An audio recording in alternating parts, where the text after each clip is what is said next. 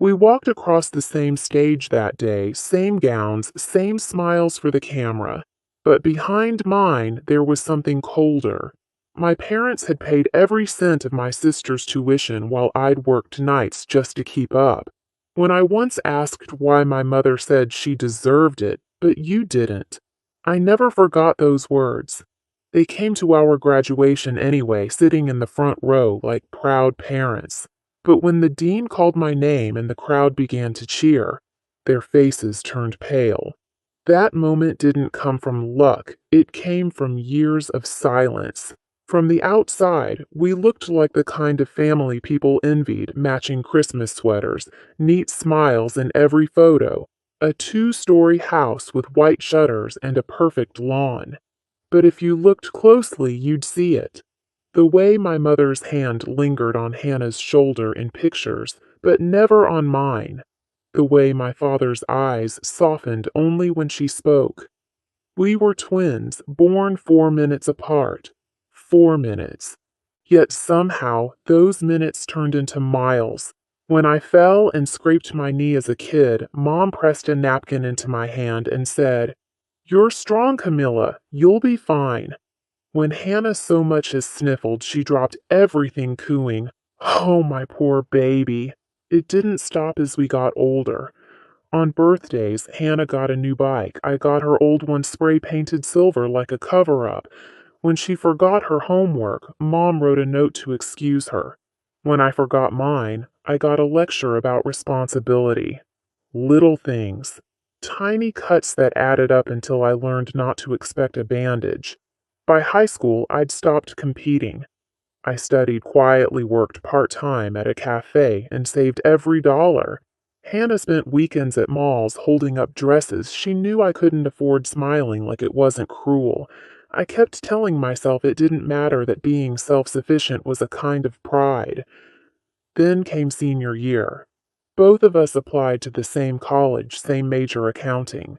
The day the acceptance letters arrived, we screamed together in the kitchen. For a second, it almost felt equal again. Then I overheard my parents that night. I was coming down the stairs when I heard Mom say, "We'll pay Hannah's tuition in full. Camilla's clever, she'll figure something out. She always does." My stomach dropped. I remember gripping the railing, my hand shaking, listening as Dad agreed. "She's independent. She doesn't need as much help."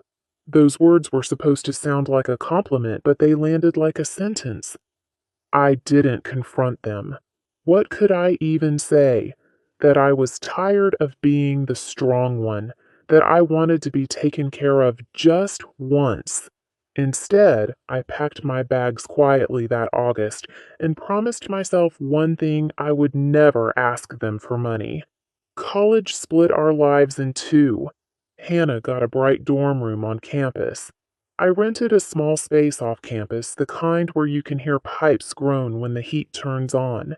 She called home to ask for money for books. I picked up extra shifts at the library to afford mine. On weekends, she went to parties. I went to work. Sometimes I'd pass her on campus laughing with friends, sunlight hitting her hair just right. She'd wave, say, "You look tired, Cam. Maybe you should manage your time better." I'd smile back and keep walking, pretending her words didn't sting. What she didn't know was that every hour I worked, every sacrifice I made, was slowly building towards something neither of them could see coming. College didn't change the pattern, it only magnified it. Hannah moved through campus like she owned the place, always surrounded by people, always laughing. She joined a sorority, bought new clothes, and talked about weekend getaways. Her money came from home weekly deposits my parents called support. My support came from the night shift at the library. I shelved books until midnight, my hands cracked from cleaning chemicals, my eyes burning from studying afterward. When other students slept, I typed papers under fluorescent lights that hummed too loud. Every morning, I passed Hannah's dorm on my way to work. Her window was often lit, music drifting out, the sound of girls singing along to songs about freedom. I wondered if she ever thought about me down the street, counting every dollar.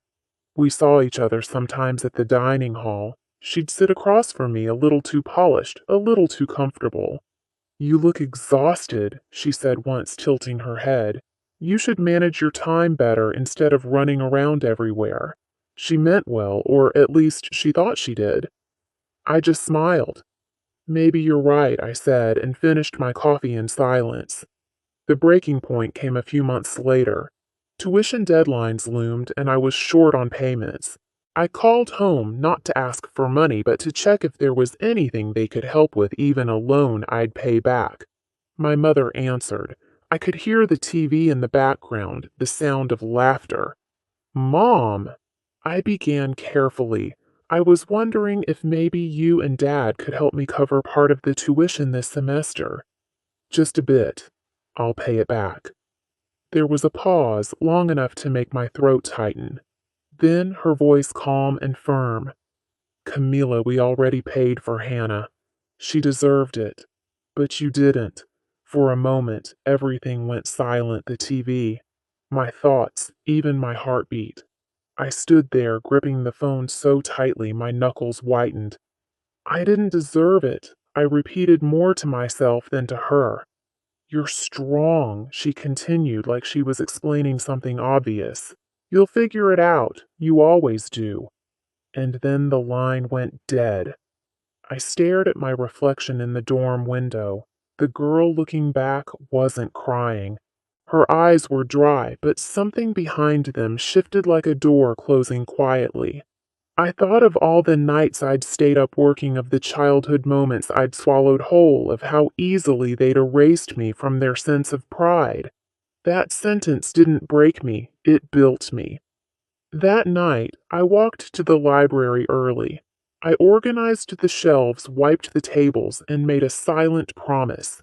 If they believed I didn't deserve their help, fine. I'd prove that I didn't need it. I'd make them remember my name in a way they couldn't ignore. By the time dawn broke and the first students trickled in, I'd already mapped out everything: scholarships, internships, any door I could knock on. I was done waiting for approval. I was going to earn something they could never take credit for. I started showing up before sunrise, when the library was still locked and the world was quiet enough to think. That quiet became my ally.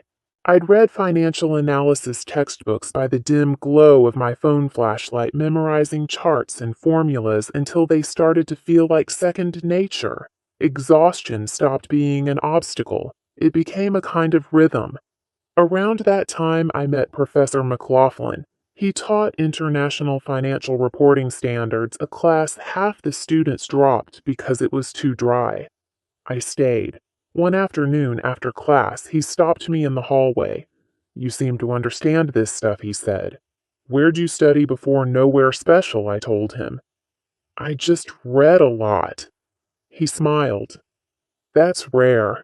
I'm looking for an assistant, someone organized, dependable." Interested, I almost said no. I already worked nights, barely slept. But something inside me whispered yes. Maybe because for the first time someone saw me without comparing me to Hannah. Working for him changed everything. He treated me like a colleague, not a kid. I helped grade quizzes, built spreadsheets, even corrected a few of his slides. He noticed. "You've got discipline," he said once. "Keep going. It'll pay off." I didn't realize how literal that would be until the email arrived. Subject: Benjamin Ford National Scholarship. I opened it, half expecting spam. But the sender was official, the seal shining in the corner. The message read, "We invite you to formally apply. Your professor's preliminary nomination impressed our committee." My heart stopped. Professor McLaughlin must have sent my work himself without telling me, just to give me a shot. For a second, I just stared at the screen, trembling. Then I laughed. It wasn't the loud kind. It was quiet, shaky, almost disbelieving. After all the years of being invisible, someone had seen me enough to bet on me. I didn't tell my parents. I didn't even tell Hannah. I'd learned that my good news was safest kept in silence. Every evening after work, I drafted essays, refined resumes, and begged the printer to cooperate as I prepared submission packets. McLaughlin reviewed every line, pointing out where I could sharpen my arguments. Some nights, the stress hit hard. I'd think about Mom's voice. She deserved it. You didn't. It would echo in my head until it became fuel. When the results came 3 months later, I didn't scream. I just sat on my dorm bed, the letter trembling in my hands. Congratulations, you are one of 5 national recipients. I whispered it out loud. Once. Twice. Then I exhaled slow and steady. I'd done it. No loans, no handouts, no shortcuts. Later that evening, I called home not out of spite, but habit. Mom, I said I got selected for a national scholarship. It's kind of a big deal. Her response was a lukewarm, "That's good, dear. Hannah just got invited to her professor's garden party, so she's excited too." I bit my lip and nodded even though she couldn't see me. Yeah, we're both doing great then. When the call ended, I realized something had changed. I didn't feel small anymore. I wasn't angry either, just finished. I'd reached the point where their validation no longer mattered. I hung the letter on my wall right above my desk, not to gloat, to remind myself what silence can build. The award ceremony was 2 weeks away. They'd asked winners to bring their families to celebrate together. I hesitated, but then I thought, why not? Maybe it was time they finally saw what not deserving looked like. The ceremony took place on a Friday morning in early May, the kind of day that feels borrowed from spring, bright sky, soft breeze, everything pretending to be perfect. I arrived early, clutching the invitation so tight the edges bent. The hall was enormous, draped in blue and gold banners, the air filled with the low hum of conversation. I found my seat among the other recipients, all of us wearing nervous smiles and polished shoes that pinched just a little. When the doors opened for the guests, I saw them. My parents walked in first, my mother's pearl earrings glinting under the light, my father straight-backed but hesitant, scanning the crowd as if searching for a familiar world to cling to. And beside them, Hannah, perfect hair, perfect dress, holding a camera like she was about to capture someone else's triumph. I hadn't told them what kind of award this was. I just said it was a little thing at the university. Part of me wanted to see how they'd react when they realized. Part of me still hoped for something impossible, a flash of pride, maybe. We exchanged small waves across the room. Mom mouthed, "You look nice." I smiled politely, then turned away. The ceremony began. One by one, students' names were called, each accompanied by applause and polite nods. The dean spoke of excellence and dedication words that floated through the air like confetti, beautiful but empty. My heart beat so hard it felt like a drum in my throat. When the announcer reached my name, I almost didn't hear it. The next recipient, the host said, is an example of resilience, discipline, and independence. Without financial support from her family, she worked nights as a librarian and cleaner to pay for her education. Her professors describe her as a force of quiet determination. Please welcome Camilla Moore. The hall erupted in applause. For a second, I couldn't move. The words, without financial support from her family, echoed through the speakers, slicing through the room like glass. My mother's smile froze. My father blinked, confused. Hannah's mouth parted slightly, camera still raised, but forgotten. I stood and walked toward the stage, my heels clicking like punctuation marks in the silence that followed the applause. Every step felt like reclaiming something that had been taken long ago. The dean shook my hand. "Congratulations, Ms. Moore," he said. "You've earned this." "I know," I replied softly, and the cameras flashed. From the stage, I could see everything: the stunned faces, the shifting posture, the faint flush creeping up my mother's neck. She looked like someone realizing the story she'd told herself for years was no longer true. When the ceremony ended, people swarmed around me: professors, strangers, recruiters, all offering congratulations and business cards. I smiled, shook hands, thanked them. In the corner of my vision, I saw my family waiting. I took my time walking over. Mom was the first to speak. "Camilla, honey, we had no idea it was this big." Her voice was high, brittle. "I know," I said. "You wouldn't have come otherwise." Her smile faltered. "Don't say that. It's true, though. I wasn't angry, just tired. You told me once Hannah deserved your help, and I didn't. I guess that was the best thing you ever did for me." Dad cleared his throat, eyes darting away. "We just thought you were so capable. We didn't want to hold you back." "By ignoring me?" I asked. "By pretending that strength means I don't need love?" He didn't answer. Hannah shifted awkwardly, clutching her purse. Finally, she said, "Camilla, I didn't know. I thought you got help too." I met her eyes. "You never wondered why I worked 2 jobs while you were at parties." She looked down, whispering I didn't want to see it.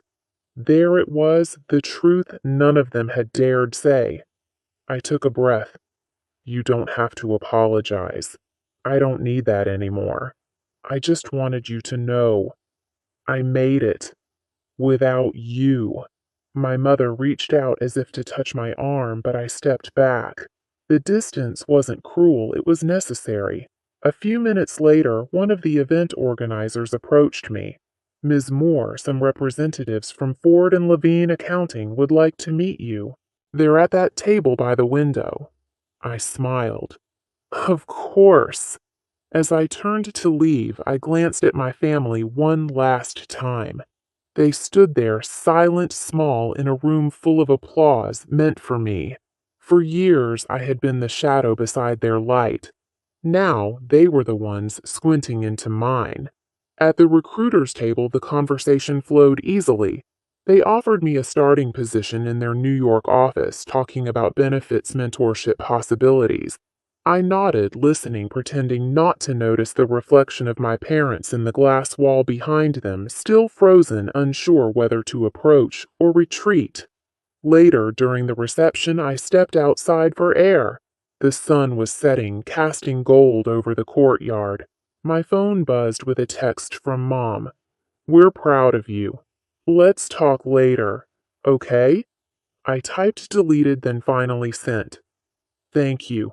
I'm busy right now." Inside, laughter and music swelled. I looked back through the window. My family was gone. For the first time in my life, I didn't feel their absence as a loss. It felt like space, room to breathe. I walked down the steps and into the quiet evening, the award still clutched in my hand. The metal was cool against my palm grounding. They had told me I didn't deserve it. Now they knew exactly how wrong they'd been. That night, I didn't go back to the family hotel. I walked the city until my heels hurt the award box heavy in my hand. When I finally reached my dorm, I set it on the desk beside the scholarship letter and stared at both until the room blurred. For the first time in years, I wasn't chasing anything. I'd already arrived. The next morning, an email waited in my inbox, offered junior auditor, Ford and Levine, New York. I laughed out loud, half in disbelief. The company that had sponsored the scholarship wanted me on their team. I clicked accept without hesitation. Later that day, my phone buzzed. "Mom again. Come home this weekend. We'll celebrate properly."